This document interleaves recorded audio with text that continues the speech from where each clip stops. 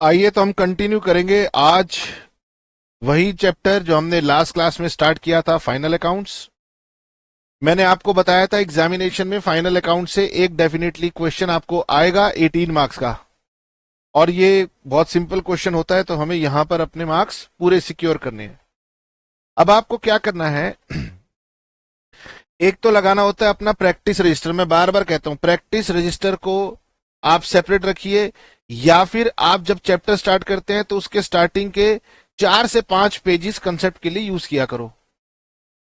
तो एग्जाम से पहले हमें कंसेप्ट को रिवाइज करना पड़ता है। तो मैंने आपको बताया था फाइनल अकाउंट्स में नंबर 1 के फाइनल अकाउंट्स इंक्लूड्स, रिवाइज करवा रहा हूं, लास्ट क्लास में जो बताया था पहले वो रिवाइज करेंगे फिर आगे बढ़ेंगे।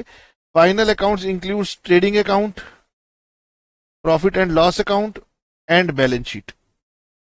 इसमें मैन्युफैक्चरिंग अकाउंट भी होता है, अगर आप मैन्युफैक्चरर हैं तो मैन्युफैक्चरिंग अकाउंट भी बनता है। नंबर 2, जब आप क्वेश्चन देखते हैं तो आपको गिवन होता है ट्रायल बैलेंस। ट्रायल बैलेंस में डेबिट और क्रेडिट। ट्रायल बैलेंस में जो भी अकाउंट का बैलेंस आपको दिया है दैट विल बी प्लेस्ड और that will be posted at one place only. Trial balance में जो भी इंफॉर्मेशन, जो भी अकाउंट का बैलेंस दिया हुआ है वो एक ही जगह पर पोस्ट होता है। अब वो ट्रेडिंग में जाएगा, P&L में जाएगा, बैलेंस शीट में जाएगा, वो सिंपल सी बात है, आपको पता है। जब हम फाइनल अकाउंट्स प्रिपेयर करते हैं तो हमें पता चलता है कि ट्रायल बैलेंस तो हमने बना लिया, पर हमने कुछ पॉइंट्स को या कुछ एडजस्टमेंट्स को अभी तक अफेक्ट ही नहीं दिया, यानी उनका इफेक्ट ही हमने नहीं ले रखा। तो तीसरा आ जाती है हमारे पास एडजस्टमेंट्स। एडजस्टमेंट को करने का सबसे बेहतरीन तरीका है कि आप उसकी जर्नल एंट्री को याद करेंगे, और फिर जर्नल एंट्री आपको उसके 2 ट्रीटमेंट बता देगी कि डेबिट में और क्रेडिट में उसकी क्या एडजस्टमेंट हमने करनी है।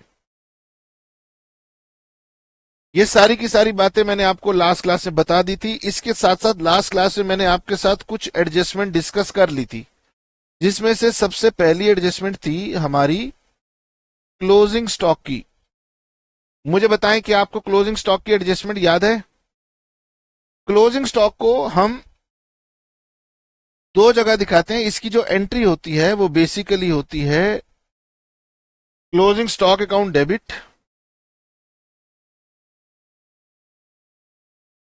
Closing stock account debit to trading account oblique purchases account. ठीक है, अगर आप ट्रायल बैलेंस बनाने से पहले एंट्री बनाना चाहते हो तो closing stock to purchase entry लोग बना लेते हैं, और जब फाइनल अकाउंट्स के बाद हम क्लोजिंग एंट्री बनाते हैं तो हम closing stock to trading account ये एंट्री हम बनाते हैं।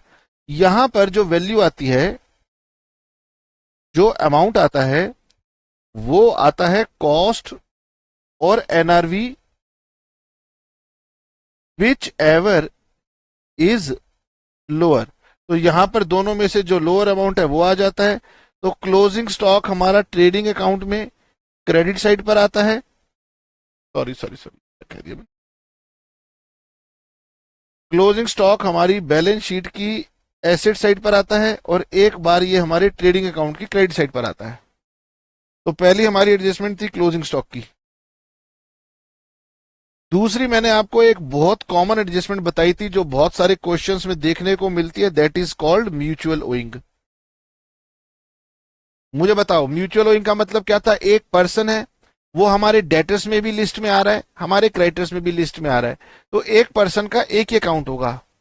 अब डेटर्स में भी है, क्रेडिटर्स में भी है, तो हमें एक को दूसरे में ट्रांसफर कर देना है। तो उसके लिए हम एंट्री बनाते थे creditors account debit to debtors account, यानी क्रेडिटर्स में से भी माइनस होगा, डेटर्स में से माइनस होगा, विच एवर इज लोअर। यानी आपके डेटर्स और क्रेडिटर्स में से जो भी अमाउंट लोअर आ रहा हो वो वाला अमाउंट आप डेटर्स और क्रेडिटर्स दोनों में माइनस कर देंगे। अच्छा, आपको डेटर्स पर अक्सर प्रोविजन फॉर डाउटफुल डेट्स बनाना होता है, तो जब भी प्रोविजन फॉर डाउटफुल डेट्स हम कैलकुलेट करेंगे, ये सारी एडजस्टमेंट कर लेने के बाद फाइनल अमाउंट के ऊपर हम ये एडजस्टमेंट अपनी करते हैं। तीसरी एडजस्टमेंट मैंने आपको बताई थी बी आर डिसऑनर्ड।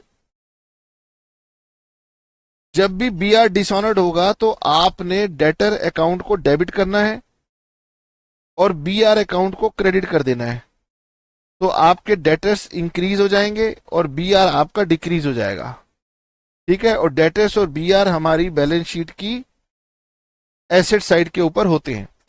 जब लास्ट क्लास में मैंने आपको बीआर डिसऑनर्ड समझाया था तो मैंने ये भी समझा दिया था कि अगर बीआर बैंक से डिस्काउंट हो रखा हो तो डिसऑनर्ड होने पे हम बीआर की जगह क्रेडिट साइड पे बैंक अकाउंट लिखते हैं। ये मैंने आपको लास्ट क्लास में बता दिया था।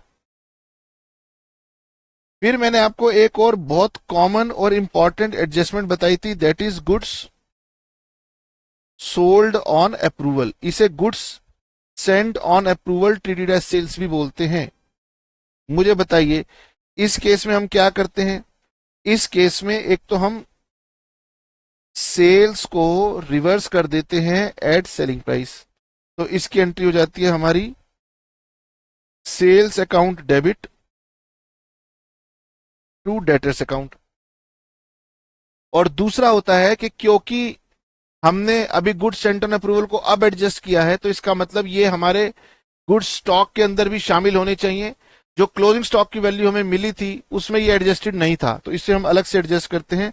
उसके बाद हमें इसकी स्टॉक एडजस्टमेंट करनी पड़ती है, तो स्टॉक एडजस्टमेंट करेंगे तो फिर वही हमारी एंट्री बनेगी closing stock account debit to trading account. तो जो आपने क्लोजिंग स्टॉक दिखा रखा था बैलेंस शीट में और ट्रेडिंग अकाउंट में, वहां पर आपको इसकी कॉस्ट को प्लस करना पड़ता है। ये मैंने लास्ट क्वेश्चन में भी करके दिखाया था, और अगर आपको ध्यान नहीं है तो आने वाले बहुत सारे क्वेश्चंस में ये वाली एडजस्टमेंट आपकी होनी ही होनी है। अब सर हमें क्वेश्चन में सेलिंग प्राइस दिया होता है और हमें कॉस्ट प्राइस निकालना पड़ता है, तो कॉस्ट प्राइस को निकालने का हमारा फॉर्मूला होता है सेलिंग प्राइस माइनस प्रॉफिट। और प्रॉफिट अगर आपको ऐसे दिया हो 1/3 कॉस्ट, तो वो 1/4 सेलिंग प्राइस हो जाएगा, यानी आपने डिनोमिनेटर में एक जोड़ देना होता है। अब जैसे हमारे क्वेश्चन में अक्सर 1/4 ऑफ कॉस्ट होता है, तो हम उसे 1/5 ऑफ सेल कर देते हैं। अगर वो 1/5 ऑफ कॉस्ट होगा तो 1/6 ऑफ सेल कर देंगे। जिन बच्चों को ये गणित समझ में नहीं आया है, एक दो क्वेश्चन करेंगे समझ में आएगा, नहीं आता हो तो आप एक्स मान करके अपना मैथमेटिकली जैसे सॉल्व करते हो कर सकते हो, कोई दिक्कत की बात उसमें भी नहीं है। बाकी जब क्वेश्चन आएगा तो हम ये बात फिर से रिपीट कर देंगे। इसके साथ साथ मैंने आपको प्रोविजन फॉर डाउटफुल डेट्स की एडजस्टमेंट समझाई थी।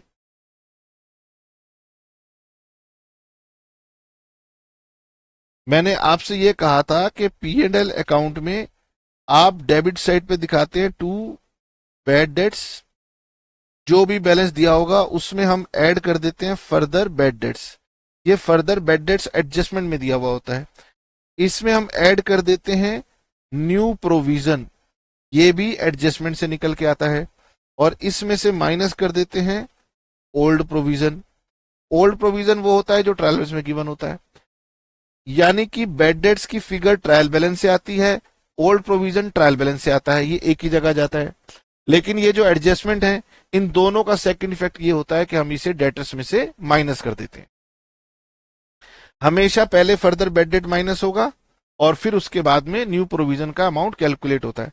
अब स्टूडेंट्स को जनरली इस अमाउंट की कैलकुलेशन में दिक्कत आती है कि सर ये न्यू प्रोविजन का अमाउंट कैसे निकालना है।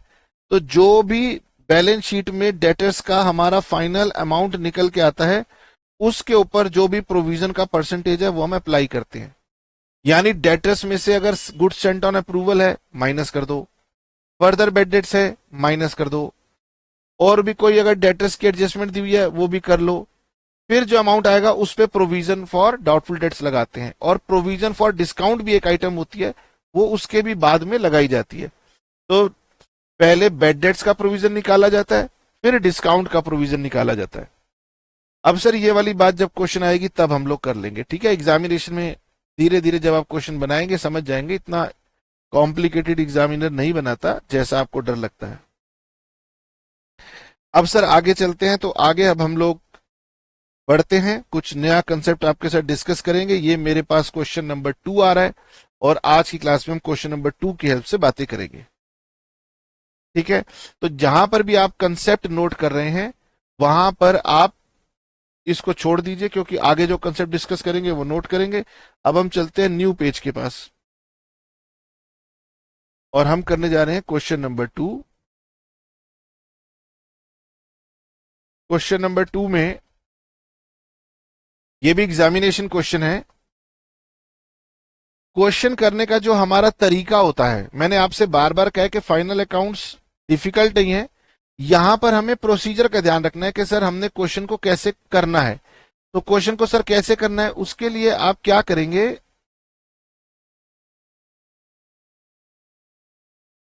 एग्जामिनेशन में सबसे पहले तो आप जो ट्रायल बैलेंस गिवन है वो आप रीड करेंगे। ट्रायल बैलेंस को आपने रीड करना है, ये ट्रायल बैलेंस है मेरे पास, ठीक है। ट्रायल बैलेंस के अंदर आपको देखना है, जैसे ये आइटम है कैपिटल और ड्राइंग्स, तो बेटे कैपिटल का क्रेडिट वाला बैलेंस होता है, ड्राइंग्स का डेबिट वाला बैलेंस होता है, और ये दोनों कहां जाएंगी, बैलेंस शीट में। पहले हम क्वेश्चन को पढ़ते हैं, समझने की कोशिश करते हैं कि क्या क्वेश्चन में कुछ ऐसा है जो हमें दिक्कत देता हो। Plant and machinery balance sheet में, sales and purchase trading account में, रिटर्न्स, रिटर्न्स का मतलब होता है sales return, purchase return.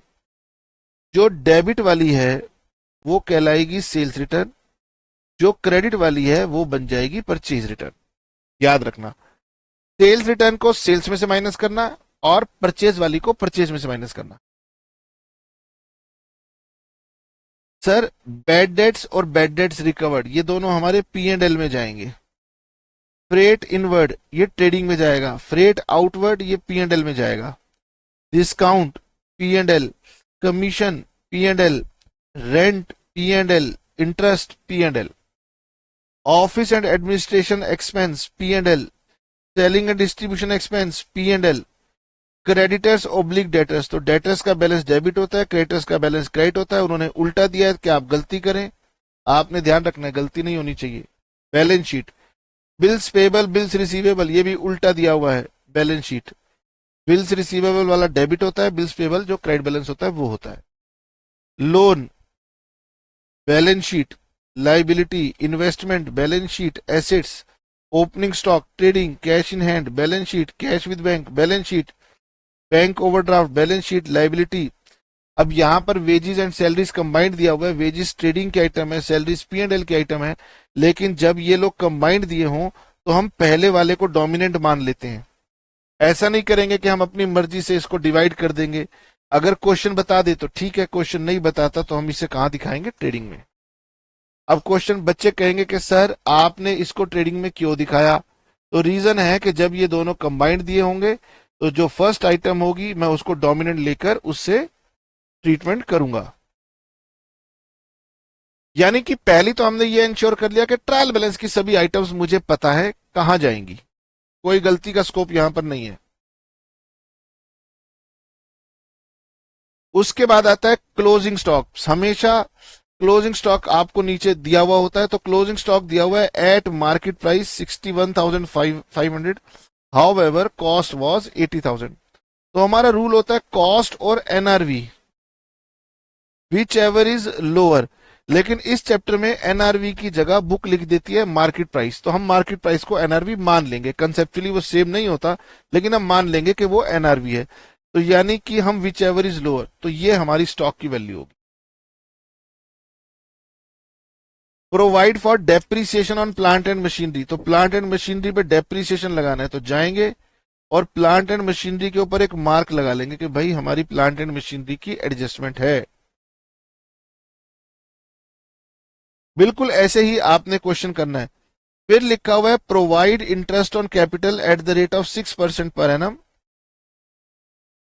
And additional capital of 10,000 was introduced on 1 October 2012। Okay, तो आपने इंटरेस्ट ऑन कैपिटल कैलकुलेट करना है और इसके लिए ध्यान रखना है कि एडिशनल कैपिटल साल के बीच में इंट्रोड्यूस की गई थी। तो मैं कैपिटल के ऊपर एक एडजस्टमेंट लगा देता हूं कि मुझे इस पर इंटरेस्ट ऑन कैपिटल कैलकुलेट करना है।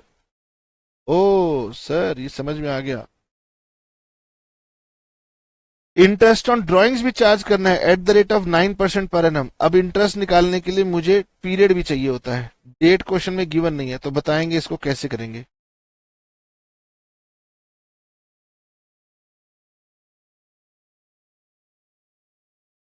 अब सर यहां पर एक नई एडजस्टमेंट आ गई, goods destroyed, goods costing 10,000 were destroyed by fire, goods destroyed by fire.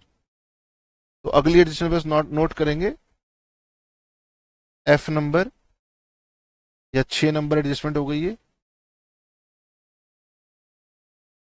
Abnormal loss of goods. Abnormal loss of goods का मतलब है गुड्स लॉस्ट बाय फायर हो सकता है, गुड्स लॉस्ट बाय थेफ्ट हो सकता है, और goods lost due to flood हो सकता है, कुछ भी हो। तो एबनॉर्मल लॉस, दो बातें हैं। हमारी एंट्री हो जाएगी loss account debit to purchase account cost price पर। Loss account debit to purchase account यानी इसमें आपको परचेज में एडजस्टमेंट करनी पड़ेगी, यानी परचेज में मुझे एडजस्टमेंट करनी पड़ेगी।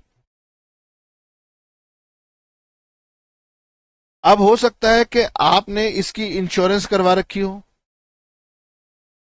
तो अगर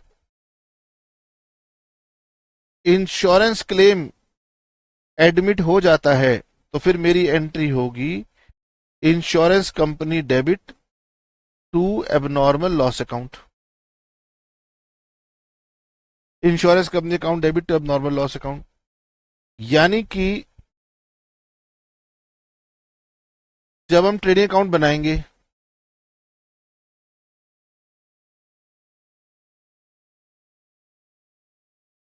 नंबर वन, जब हम ट्रेडिंग अकाउंट बनाएंगे यहां पर जब हम परचेज दिखाते हैं तो उसमें से हम करेंगे लेस, माइनस एबनॉर्मल लॉस, यानी कि ये देखिए ये परचेज का इफेक्ट इसमें आ गया। फिर हम बनाएंगे P and L account. P and L account में एबनॉर्मल लॉस को करेंगे डेबिट, तो ये मेरा इफेक्ट इधर आ गया। ठीक है, this is one and this is two. तो मैं एक काम करता हूं, मैं इसका कलर चेंज करता हूं, दिस इज नंबर वन, और उसके बाद ये एबनॉर्मल लॉस को मैंने यहां पर शो कर दिया। ठीक है, अगर तो मैंने गुड्स लॉस्ट हो गए, इंश्योरेंस नहीं करवा रखी, तो मेरा ट्रीटमेंट हो गया। अगर इंश्योरेंस मैंने करवा रखी है और उसका क्लेम मेरा एडमिट हो जाता है, तो फिर यहां पर देखो एबनॉर्मल लॉस यहां पे क्रेडिट आ रहा है, तो यहां पे लिखेंगे माइनस इंश्योरेंस क्लेम। ये वाला ट्रीटमेंट यहां आ गया, और ये जो इंश्योरेंस कंपनी लास्ट में बच गया, ये बैलेंस शीट की एसेट साइड के ऊपर शो कर देना। ठीक है, अब आप कहोगे कि सर इसके तो 4 एडजस्टमेंट हो गई। बेटे एक एंट्री थी हमारे पास लॉस की, एक एंट्री हमारे पास थी इंश्योरेंस क्लेम की, तो इसलिए लॉस के 2 इफेक्ट हुए, इंश्योरेंस क्लेम के 2 इफेक्ट हुए। प्रेजेंटेशन कैसे होगी वो मैंने आपको बताई। फिर लिखा है goods worth ₹10,000 send to customer on approval basis. अब सर ये गुड्स वर्थ का मतलब क्या है? क्या कॉस्ट मानू कि सेलिंग प्राइस मानू? क्वेश्चन को बताना चाहिए। The goods remained unapproved, cost of such goods was 8,000। तो बेटे ये तो कितना इजी हो गया कि हमें कॉस्ट भी गिवन है और हमें सेलिंग प्राइस भी गिवन है। तो ऐसे कोई केस में तो मैं एग्जामिनर को कहता हूं थैंक यू। एग्जामिनर कह रहे हैं हम बच्चों को तंग नहीं करेंगे, हम उनको दोनों ही अमाउंट बता रहे हैं, सेल प्राइस भी और कॉस्ट प्राइस भी। थैंक यू कह दूंगा, और क्या कह सकता हूं। फिर क्वेश्चन कह रहे हैं received credit purchase of 10,500 and recorded in the books. Received credit purchase invoice of 10,500 on 27th March and recorded in the books. But goods were not received till end of the accounting year. Oh.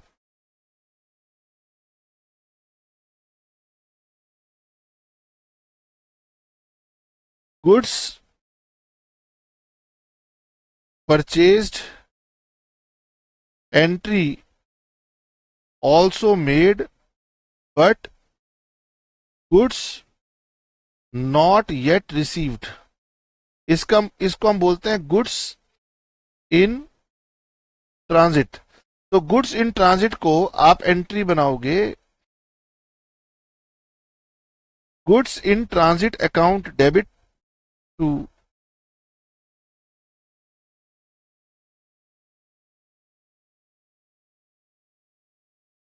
Trading account. अब ये हमारे closing stock का part बन जाएगा। Goods in transit हमारे closing stock का part बन जाएगा। तो एक बार आप इसे ट्रेडिंग अकाउंट में क्लोजिंग स्टॉक के साथ प्लस कर दोगे, एक बार आप इसे बैलेंस शीट की एसेट साइड पे दिखा दोगे। गुड्स इन ट्रांजिट और गुड्स सेंट ऑन अप्रूवल ये दोनों आपके जस्ट लाइक क्लोजिंग स्टॉक हैं, लेकिन ये आपके पास फिजिकली गोडाउन में नहीं है। गुड्स ऑन अप्रूवल आपके कस्टमर के पास पड़ा हुआ है और गुड्स इन ट्रांजिट ये रास्ते में आ रहा है। ये सारी एडजस्टमेंट मैंने आपके साथ डिस्कस कर दी। क्वेश्चन आपके सामने है, मुझे बताइए आप इसे ट्राई करना चाहेंगे अकेले अकेले या फिर मेरे साथ साथ बनाना चाहेंगे? तो मेरे साथ साथ भी बनाना चाहेंगे तो भी कोई दिक्कत की बात नहीं है, मेरे साथ बना सकते हो आप। तो फॉर्मेट ड्रॉ करते हैं, फिर क्या दिक्कत है। सिंपल सा क्वेश्चन है और धीरे धीरे आपको बस हैबिट डेवलप करनी है कि सर ट्रायल बैलेंस में जो भी अकाउंट का बैलेंस गिवन है एक जगह डालना है, अगर उसके ऊपर मार्क लगा है तो उसकी एडजस्टमेंट है, उसे इनर कॉलम में लिखना है।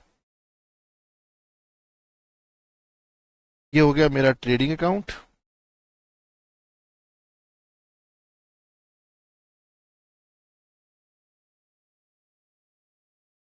ट्रेडिंग अकाउंट के बाद बनाएंगे अपना पी एंड एल अकाउंट। और ये मेरा पेन हैंग कर गया, बताओ तो लोग नहीं करने दे रहा, कह रहे ना मैं नहीं करने दूंगा। चलो वेट करते कि मान तो जाए पहले।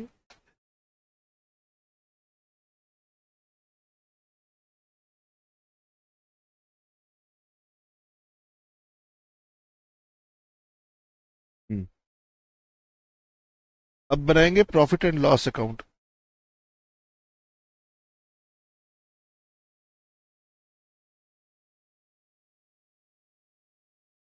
और मैंने आपको लास्ट क्लास में यह भी बताया था कि आप रजिस्टर के जो 2 पेजेस लेंगे उसमें आप जो लेफ्ट वाला रजिस्टर का पेज है उसके ऊपर के 1/4 पार्ट में ट्रेडिंग अकाउंट बनाएंगे, 3/4 पार्ट में नीचे पी एंड एल बनाएंगे और सामने आप बनाएंगे बैलेंस शीट। 3/4 पेज में आप बनाएंगे बैलेंस शीट। ओके, ये लीजिए, ये हमने P and L account draw कर दिया। फिर आप सामने वाले पेज में बनाएंगे बैलेंस शीट।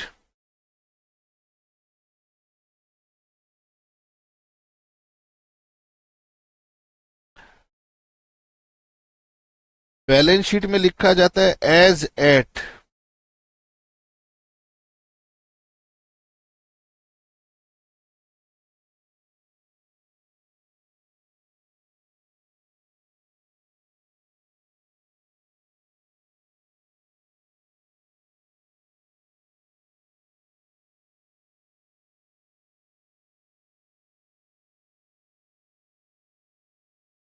बैलेंस शीट लिखा जाता है एज एट 31 मार्च, जो भी ईयर दिया होता है। उसके बाद हम दिखाते हैं नीचे वर्किंग नोट। ये वर्किंग नोट्स के भी मार्क्स होते हैं और वर्किंग नोट्स आपको बहुत अच्छे से बनाने होते हैं। आइए शुरू करते हैं।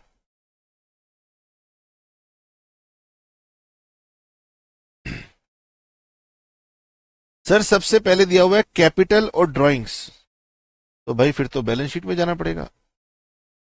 बैलेंस शीट में यहां लिखेंगे कैपिटल, यहां पर आप लाइबिलिटीज एसेट्स लिख लोगे ना, लाइबिलिटीज एसेट्स कैपिटल। कैपिटल में आता है क्रेडिट साइड वाला अमाउंट और माइनस ड्राइंग्स 10,000। कैपिटल की हमारे पास एडजस्टमेंट है, ड्राइंग की भी हमारे पास एडजस्टमेंट है। कैपिटल की हमारे पास एडजस्टमेंट है इंटरेस्ट ऑन कैपिटल और इंटरेस्ट ऑन ड्राइंग्स। सर आपने इंटरेस्ट ऑन कैपिटल और इंटरेस्ट ऑन ड्राइंग्स की एडजस्टमेंट तो लिखवाई नहीं। ओ ये तो मैं भूल ही गया था, आइए लिख लेते हैं। Number 8, interest on capital. अब जो हमारी बिजनेस एंटिटी है, बिजनेस एंटिटी कंसेप्ट कहता है कि बिजनेस और ओनर ये दोनों सेपरेट होते हैं। तो यहां पर बिजनेस एंटिटी ओनर को कैपिटल के ऊपर इंटरेस्ट दे रहा है, तो यानी ये बिजनेस एंटिटी के पॉइंट ऑफ व्यू से अगर हम देखें तो ये एक्सपेंस है, और एक्सपेंसेस हमेशा डेबिट होते हैं। तो interest on capital account debit to capital account. और जब भी आप इंटरेस्ट का अमाउंट कैलकुलेट करोगे तो इसका अमाउंट होता है amount into rate into time. इसका मतलब ओपनिंग कैपिटल जो आपको क्वेश्चन में गिवन होती है उस पर तो हम फुल ईयर का इंटरेस्ट लेते हैं, एडिशनल कैपिटल पर फॉर द पीरियड। क्वेश्चन बताता है एडिशनल कैपिटल आपने कब इंट्रोड्यूस की थी, तो जब इंट्रोड्यूस की थी उसके पीरियड पर हम लोग इंटरेस्ट देंगे, तो हम क्वेश्चन के अंदर वो आपको दिखा देंगे। अब आ गई इंटरेस्ट ऑन ड्रॉइंग्स। जैसे इंटरेस्ट ऑन कैपिटल बिजनेस के लिए एक्सपेंस था, इंटरेस्ट ऑन ड्राइंग बिजनेस के लिए इनकम है, तो हम इसे ड्राइंग्स अकाउंट या फिर कैपिटल अकाउंट में डेबिट करेंगे और इंटरेस्ट ऑन ड्राइंग्स को क्रेडिट करेंगे। इंटरेस्ट ऑन ड्राइंग्स बिजनेस के लिए इनकम है, वो ओनर से ड्राइंग्स पर इंटरेस्ट चार्ज कर रहा है, तो इनकम क्रेडिट होती है, मैंने क्रेडिट कर दी, यानी ये हमारे पी एंड एल अकाउंट के क्रेडिट में जाएगी और ये हमारे पी एंड एल के डेबिट में जाएगी। अब सर इंटरेस्ट कैलकुलेट करना है, यहां पर भी जब हम कैलकुलेशन करेंगे तो यहां पर भी फॉर्मूला तो वही है, amount into rate into time. तो यहां पर जनरली हमें टाइम नहीं गिवन होता, तो यहां पर हम नोट लिख देंगे, if date of drawings is या are not given, then we calculate interest for 6 months, that is for average period. अब इंटरेस्ट पूरे साल का होता है, क्वेश्चन ने हमें डेट बताई नहीं, तो हम ये मान लेंगे कि बीच में की होगी, मतलब हम आधे पीरियड का इंटरेस्ट इसमें निकालेंगे।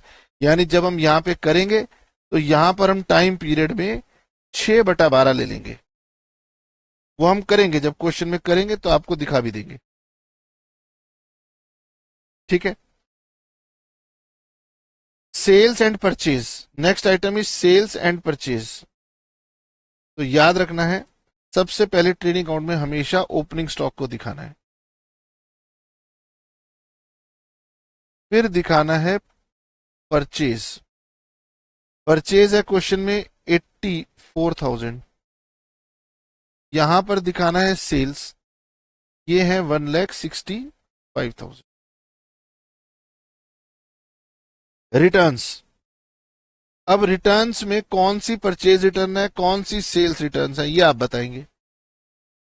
जो डेबिट वाली है वो सेल्स रिटर्न है, ये सेल्स रिटर्न है, यहां से माइनस कर दो। क्रेडिट वाली परचेज रिटर्न है, ये यहां से माइनस कर दो। ओ याद रहेगा सर। फिर दिया हुआ है बैड डेट्स और बैड डेट्स रिकवर्ड, ठीक है, मैंने कोई भी आइटम को छोड़ना नहीं है, सीक्वेंस में चलते हुए चलना है। तो यहां पर मुझे दिया हुआ है बैड डेट्स 5,000। क्वेश्चन में फर्दर बैड डेट्स नहीं थे, लेकिन मैंने फॉर्मेट को रट रखा है, मैं यहां पर न्यू प्रोविजन को ऐड करता हूं, ओल्ड प्रोविजन को माइनस करता हूं। वहां लिखा है बैड डेट्स रिकवर्ड, तो यहां पर तो आ जाता है मेरे पास ग्रॉस प्रॉफिट ब्रॉट फॉरवर्ड या ब्रॉट डाउन, और फिर मैं लिख दूंगा बाय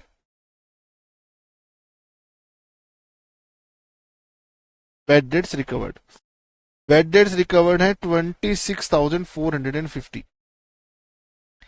अच्छा, आप मुझे देख करके बना रहे हो या मेरे साथ साथ समझ भी रहे हो? सर दोनों में कोई दिक्कत नहीं है। क्योंकि अगर आप मुझे देख के बना रहे होगे तो फिर बाद में एक बार आपको खुद से प्रैक्टिस करना है, तो सब बातें समझ में आ जाएंगी। ठीक है सर, हमें दिया हुआ है फ्रेट इनवर्ड, तो फ्रेट इनवर्ड को यहां पर डाल देते हैं ट्रेडिंग अकाउंट में। फ्रेट इनवर्ड ट्रेडिंग अकाउंट में जाएगा 5000। फ्रेट आउटवर्ड, तो फ्रेट लिखा हो कैरिज आउटवर्ड लिखा हो एक ही बात होती है। डिस्काउंट, डिस्काउंट डेबिट में 2000, डेबिट वाला डेबिट में, क्रेडिट वाला क्रेडिट में। आप चाहो तो उसको डिस्काउंट रिसीव लिख सकते 1000। कमीशन,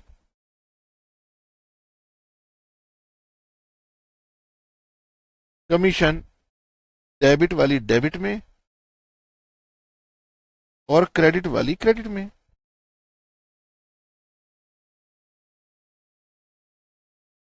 रेंट, ओ रेंट वाला डेबिट वाला डेबिट में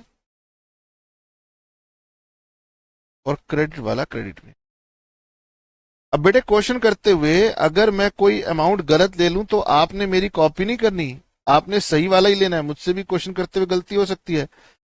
रेट इनवर्ड हो गया, आउटवर्ड हो गया, डिस्काउंट हो गया, कमीशन हो गई, रेंट हो गया, इंटरेस्ट, इंटरेस्ट रह गया। ये कौन सा इंटरेस्ट है? तो सर ये तो हमें पता नहीं ये कौन सा इंटरेस्ट है।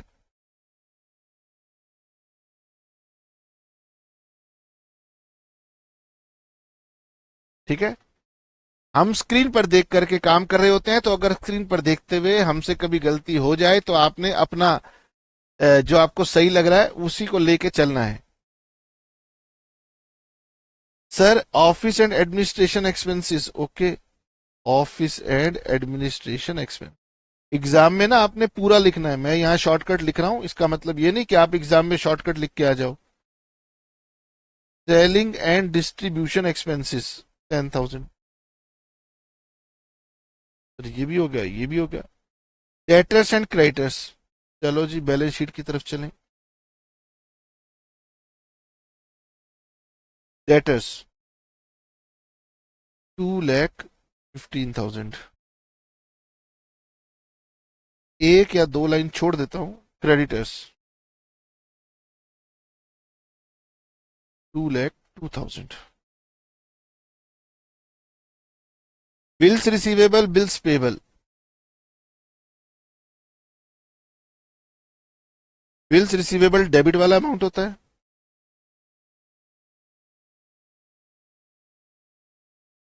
बिल्स पेबल क्रेडिट वाला अमाउंट होगा। लोन, लोन हमने ले भी रखा है, क्रेडिट वाला अमाउंट है लोन, ये क्रेडिट वाला अमाउंट आता है। और ये लोन जिसे हम एडवांस बोलते हैं ये डेबिट वाला अमाउंट होता है, ये आएगा 20,000। इन्वेस्टमेंट्स, पिछले क्वेश्चन में इन्वेस्टमेंट की एक इंप्लाइड एडजस्टमेंट थी, परसेंटेज आगे दिया हुआ था, यहां कुछ भी नहीं दिया हुआ। इससे सिंपल बात क्या होगी, तब आपके ना एग्जामिनेशन क्वेश्चंस हैं, ठीक है, आपकी बुक में भी दिए हुए होते हैं। मतलब आप बुक के पीछे नहीं भागेंगे, आप क्वेश्चन करने का तरीका समझेंगे कि मैं कैसे कर रहा हूं। मैं ट्रायल बैलेंस से एक एक आइटम को पोस्ट कर रहा हूं, जिनकी एडजस्टमेंट है उनमें मैंने मार्क लगा रखा है, इसलिए उनके अमाउंट को मैं इनर कॉलम में लिख के उसके नीचे एक दो लाइन एडजस्टमेंट के लिए छोड़ देता हूं। Opening stock 54,000, opening stock 54,000। Cash in hand 5,000,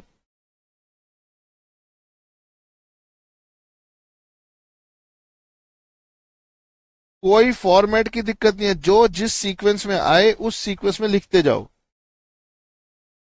cash at bank,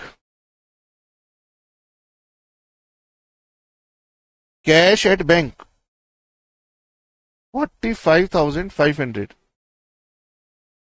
bank overdraft, bank overdraft 20,000। Wages and salaries, याद रखना ये कंबाइंड दी हुई थी इसलिए ट्रेडिंग में ले गया, अगर सैलरीज एंड वेजेस दिया होता तो P&L में ले जाता। अगर क्वेश्चन में कहता है इसको डिवाइड कर दो 40-60 तो मैं वैसे कर लेता।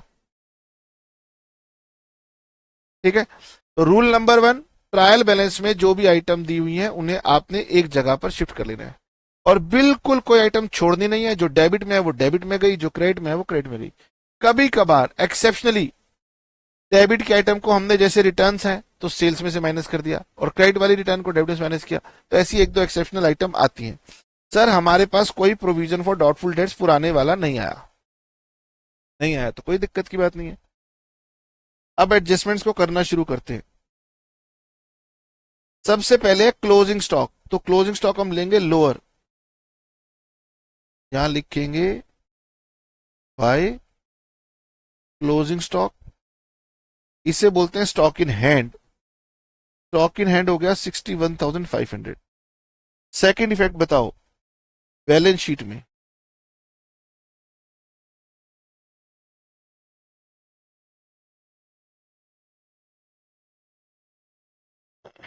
क्लोजिंग स्टॉक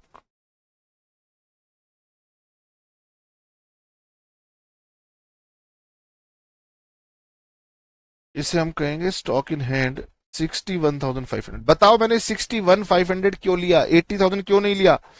ये हमारे प्रूडेंस कंसेप्ट कहते हैं कि कॉस्ट और NRV which ever is lower, दोनों में से जो लोअर है वो वैल्यू हम लेते हैं। Provide for depreciation plant and machinery 10%। Plant and machinery तो आया ही नहीं सर हमारे पास, हमसे मिस हो गया। ऐसा कैसे हो गया, ये कैसे हो गया सर, प्लांट एंड मशीनरी कैसे मिस हो गया? Yes sir, plant and machinery miss हो गया।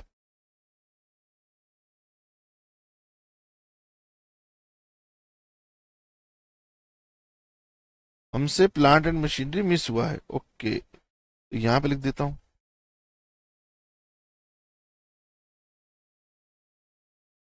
Plant and machinery 1,10,000 minus depreciation at the rate of 10% 11,000, ये हो गया 99,000। ओ सर सेकंड इफेक्ट हम बताएंगे, मैंने कहा बताओ। सेकंड इफेक्ट आएगा पी एंड एल अकाउंट में to depreciation on plant and machinery 11,000। अगर फर्नीचर पे होता तो फर्नीचर पे आ जाता, जो भी डेप्रिसिएशन होता हम यहां पर दिखा देते। अब डेप्रिसिएशन भी जब लगाएंगे तो अगर कोई प्लांट एंड मशीनरी की एडजस्टमेंट हो परचेज सेल की, वो करने के बाद फिर लगाई जाती है।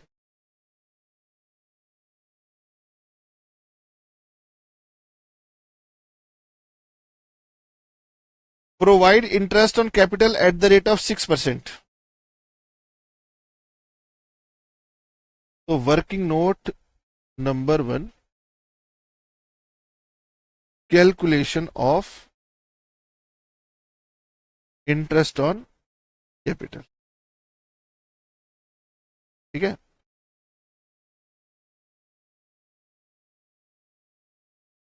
ये है 1 अप्रैल 2012, ये है 31 मार्च 2013, और ये जो कैपिटल का ट्रायल बैलेंस में जो बैलेंस दिया है वो यहां पर दिया है।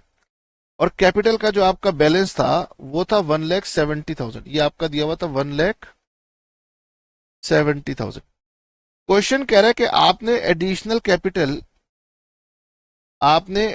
कैपिटल ऑफ 10,000 इंट्रोड्यूस की थी 1 अक्टूबर में। तो यानी यहां पर 1 अक्टूबर को आपने कैपिटल इंक्रीज की थी 10,000, यानी अक्टूबर से पहले आपकी जो कैपिटल रही होगी वो रही होगी 1,60,000। तो जब आप इंटरेस्ट निकालेंगे तो आप कहेंगे 1,60,000 मेरी ओपनिंग कैपिटल थी, इस पर इंटरेस्ट देंगे 6% फॉर फुल 12 मंथ्स, और जो आपकी एडिशनल कैपिटल थी 10,000 उस पर इंटरेस्ट लेंगे 6% फॉर 6 मंथ। अक्टूबर, नवंबर, दिसंबर, जनवरी, फरवरी, मार्च, 6 महीने का। तो सर ये पहले वाला तो हो जाएगा 9,600, 96, और जो 10,000 है उस पे 6% लेंगे हाफ पीरियड का, तो ये हो जाएगा 99। मुझे बताइए कि आपको इंटरेस्ट की कैलकुलेशन समझ में आई? ओपनिंग कैपिटल पर पूरे साल का लेना है, एडिशनल कैपिटल पर एडिशनल पीरियड का लेना है। इंटरेस्ट ऑन कैपिटल बिजनेस के लिए खर्चा है, तो यहां पर दिखाएंगे इंटरेस्ट ऑन कैपिटल, यहां लिखेंगे वर्किंग नोट नंबर 1। बिजनेस के लिए खर्चा है, ओनर के लिए ये फायदा है, तो इंटरेस्ट ऑन कैपिटल को यहां पर आप ऐड कर दें। नेक्स्ट है इंटरेस्ट ऑन ड्राइंग्स, इसका जस्ट ऑपोजिट है इंटरेस्ट ऑन ड्राइंग्स, तो working note number 2 calculation of interest on drawings. अब ड्राइंग्स का आपका अमाउंट था 10,000, रेट था 9%, पीरियड मुझे दिया नहीं है, तो मैं यहां पर हाफ पीरियड यानी एवरेज पीरियड के हिसाब से सॉल्व करूंगा। 10,000 इंटू 9% डिवाइड बाई 2, ये हो गया 450 रुपीज, तो इंटरेस्ट ऑन ड्राइंग्स आएगा 450। अब ये interest on drawings business charge करता है ओनर से, तो ये हमारी इनकम है bye interest on drawings, working note number 2 450, interest on drawings 450। ठीक है, next, goods costing 10,000 were destroyed by fire, goods costing 10,000 destroyed by fire minus loss by fire. Goods costing 10,000 were destroyed by fire, तो purchase में से minus कर दो और P&L में दिखाएंगे यहां पर 2 loss by fire 10,000। Insurance company accepted claim to the extent of 60% minus insurance claim 60% मतलब 6,000, तो मेरा लॉस रह गया 4,000। और यहां पर लिखिए insurance claim receivable 6,000।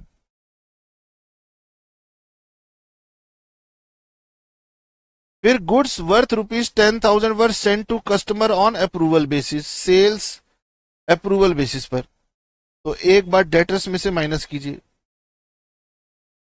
Minus cell 10,000। मैं इसको थोड़ा सा ऊपर कर लेता हूं,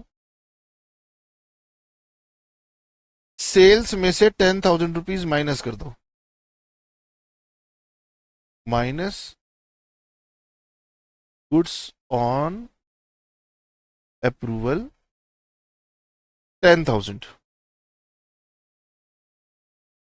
नाउ ये हमने क्यों किया, क्योंकि हम हमेशा गुड्स ऑन अप्रूवल को सेल्स दिखा के बैठे हुए होते हैं, तो जो चीज अभी मैंने भेजी हुई है कस्टमर को, अप्रूवल आई नहीं है, मैंने सेल्स रिकॉर्ड किया है, AS9 कहता है गलत है, AS9 पढ़ेंगे वहां बुक कहते हैं गलत है, रिवर्स कर दो, रिवर्स कर दी। अब अगर सेल रिवर्स हो गई तो ये मेरा स्टॉक बन गया, और ये स्टॉक मेरे गोडाउन में नहीं है, कस्टमर के पास है, तो क्लोजिंग स्टॉक में ये कभी भी इंक्लूडेड हो नहीं सकता, तो हम इसे यहां पर ऐड करेंगे, इसको हम नाम देंगे स्टॉक विद कस्टमर, इसे हम कॉस्ट प्राइस पर इंक्लूड करेंगे। और कमाल की बात है, क्वेश्चन कह रहा है गगन कॉस्ट प्राइस भी मैं बच्चों को बता रहा हूं, तो बच्चे भी कह रहे हैं धन्यवाद, कितने बढ़िया एग्जामिनर हैं जिन्होंने हमें बता दिया, प्लस स्टॉक विद कस्टमर 8,000। ठीक है, ये आपको दिखाई नहीं देगा कि सर ये आपने क्या लिख दिया, तो it is stock with customer. मेरे पास ना स्पेस कम है, मुझे स्क्रीन पर क्वेश्चन भी चाहिए था ताकि कंसंट्रेशन डिवाइड ना हो, क्योंकि मैं अकेले अकेले कर रहा हूं, तो स्क्रीन पलटा पलटी में गड़बड़ ना हो जाए, इसलिए तो मैं ये समझ सकता हूं कि आप मेरे को इतना एक्सक्यूज करेंगे कि ठीक है सर आपने छोटा छोटा लिख दिया। फिर लिखा है received credit purchase invoice of 10,500 and recorded in the books, आपने गुड्स में परचेज की एंट्री कर दी, लेकिन गुड्स अभी आपके ट्रांजिट में है, तो इसे बोलते हैं गुड्स इन ट्रांजिट, तो plus goods in transit 10,500, goods in transit 10,500, तो क्लोजिंग स्टॉक में गुड्स इन ट्रांजिट 10,000। अब एक लास्ट एडजस्टमेंट रहेगी मैनेजर कमीशन। तो पहले सारा हम कैलकुलेट कर लें, फिर मैनेजर कमीशन पर आते हैं। मैं अभी पढ़ देता हूं कि manager is entitle to commission of 5% on net profits after charging commission. तो जब नेट प्रॉफिट निकालूंगा तब इस कमीशन की बात करूंगा। अभी मैं इसको अब क्लोज कर सकता हूं क्योंकि मैंने सारी की सारी एडजस्टमेंट्स कर दी हैं। तो ओपनिंग स्टॉक ठीक है, परचेजेस हो जाएगी मेरे पास नेट में 70,000, और ये मेरे पास हो जाएगी 1,50,000, ये हो जाएगी 62, 72, 80,000, 2,30,000। थोड़ा सा अगर आप वर्बल कैलकुलेशन कर पाएंगे तो आपका एग्जाम में टाइम सेव हो जाता है, अदरवाइज ये क्वेश्चन लेंदी होते हैं, आप देख सकते हैं। ठीक है ना। तो 2,30,000 माइनस 54,000 माइनस 70,000 और माइनस 15,000, ये आ गया 91,000। Gross profit 91,000।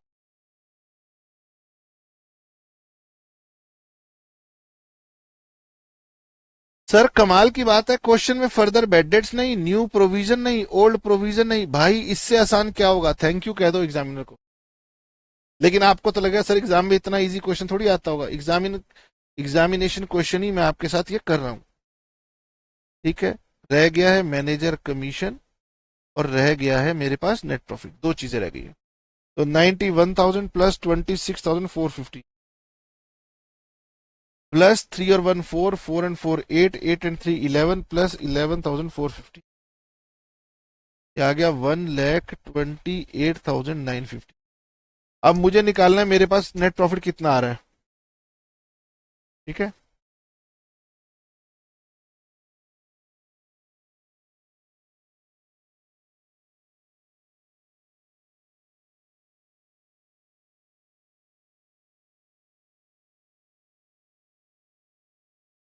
$91,000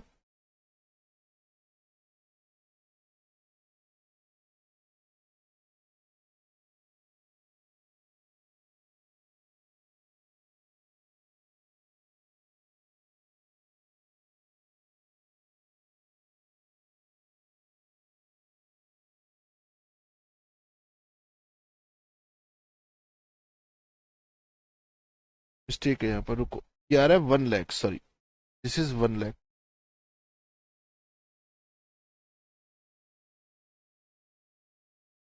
1 लाख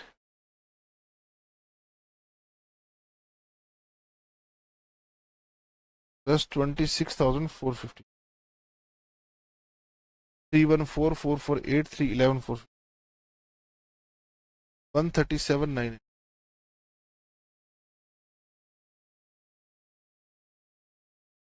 1,37,900 माइनस 5,000, 7,000, 2,000, 4,000, 3,000, 500, 6,000, 10,000, 11,000, 9,900 और 4,000। नेट प्रॉफिट आता है मेरे पास 73,500।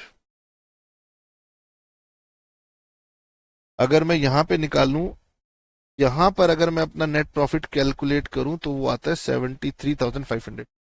अब क्योंकि मैनेजर कमीशन मैंने इसमें से अभी तक नहीं दी है, मैनेजर कमीशन मैंने अभी तक नहीं दी है। Working note number 3, manager commission net profit before manager commission is 73,500। ठीक है। अब मैं बहुत इंपॉर्टेंट पॉइंट आपके साथ डिस्कस करने जा रहा हूं, दैट इज मैनेजर कमीशन।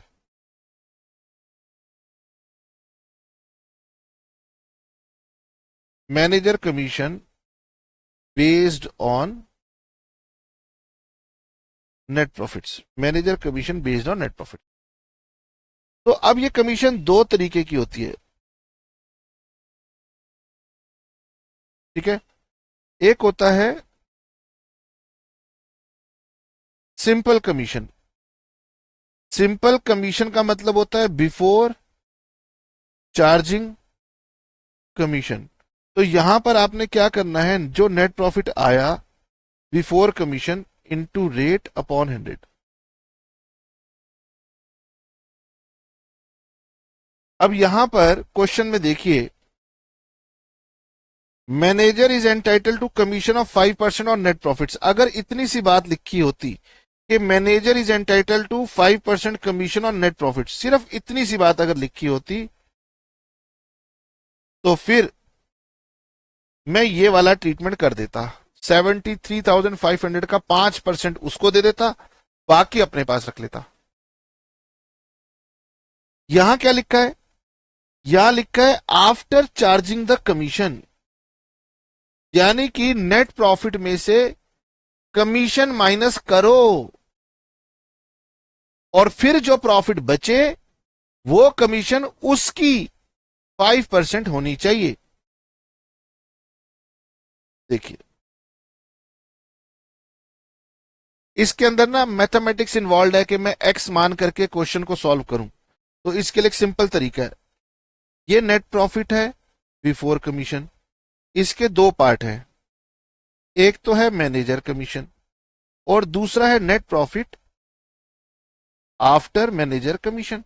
ठीक है, तो हमारे लिए इंपॉर्टेंट एग्जाम में ये होता है कि जब manager commission is based on net profits after charging his commission, इसका मतलब होता है कि हमारी जो मैनेजर कमीशन है वो नेट प्रॉफिट जो आएगा आफ्टर चार्जिंग कमीशन उसके ऊपर बेस्ड होनी चाहिए।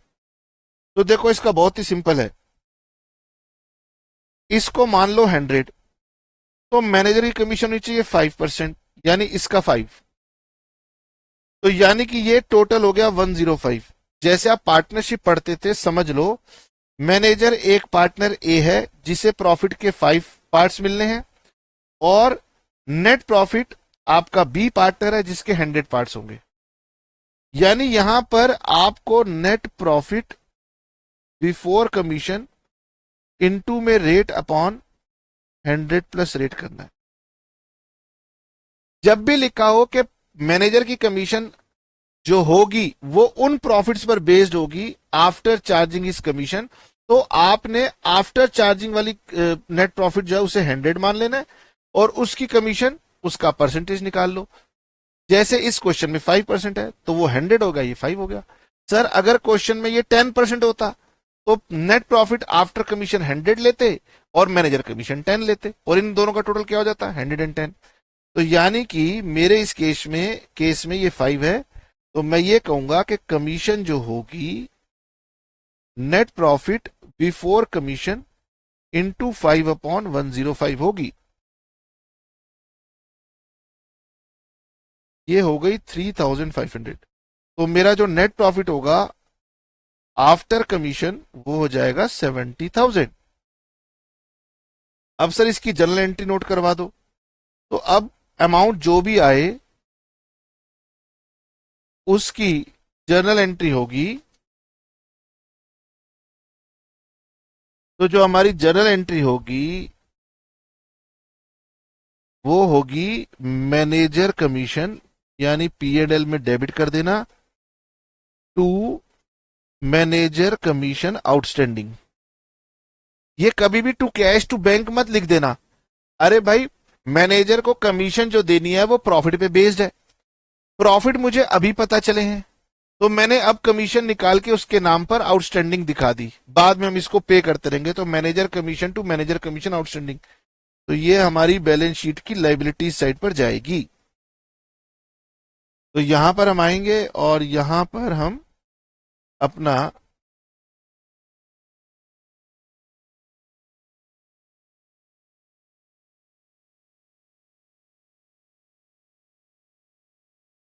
यहां पर दिखाएंगे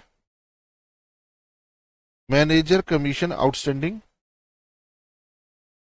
3,500, यहां पर दिखाएंगे नेट प्रॉफिट 70,000, और पी एंड एल में हमने ये कैलकुलेट किया है वर्किंग नोट नंबर 3 में, ये 3,500 और ये आएगी 70,000, ये आएगी 1,37,900, और यहां पर अब आप बैलेंस शीट का टोटल निकालिए और क्वेश्चन कंप्लीट।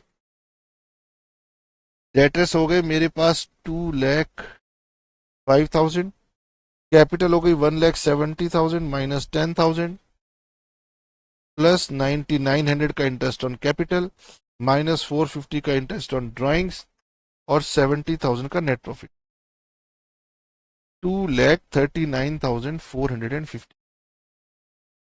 क्रेडिटर्स की कोई एडजस्टमेंट नहीं है, 2,02,000। Bills payable 5,600, 73,500, 5,20,550, 61, 62, 72, 80। तो मैं ये एज्यूम कर लूं कि ये टोटल मेरा सेम आ रहा होगा। ठीक है, चलिए, तो ये क्वेश्चन मैंने आपको करवा दिया है और मैं ये उम्मीद करता हूं कि आपको ये मेरा जो क्वेश्चन है ये समझ में आ गया है। तो आप इसे एक बार रिवाइज करना और मैं आपको होमवर्क में मैंने जो आपको मटेरियल दिया हुआ है ग्रुप के ऊपर दे दिया है क्वेश्चन, उसमें आप क्वेश्चन नंबर 4 करेंगे, क्वेश्चन नंबर 3 अभी नहीं करना। पहले घर पे क्वेश्चन नंबर 2 रिवाइज करेंगे जो मैंने करवाया है, क्वेश्चन नंबर 3 अभी नहीं करेंगे, उसमें एक छोटा सा जीएसटी का पॉइंट है। जिन बच्चों ने जीएसटी समझ लिया हो वो कर सकते हैं, जिन्होंने नहीं समझा हो वो भी छोड़ देंगे। क्वेश्चन नंबर 4 करेंगे, मटेरियल मैंने आपको वहां पर डाल दिया था। और मैंने हमेशा कहा है बुक से आप जो मर्जी क्वेश्चन कीजिए, और ये वाले क्वेश्चन भी आपके बुक्स में होते हैं। मैं बता नहीं रहा आगे पीछे क्वेश्चन नंबर कितना है, वैसे ये मेरे हिसाब से भूषण गोयल सर की बुक में पेज नंबर 73 पर दिया हुआ है। चलिए मिलते हैं नेक्स्ट क्लास में, tata bye bye see you.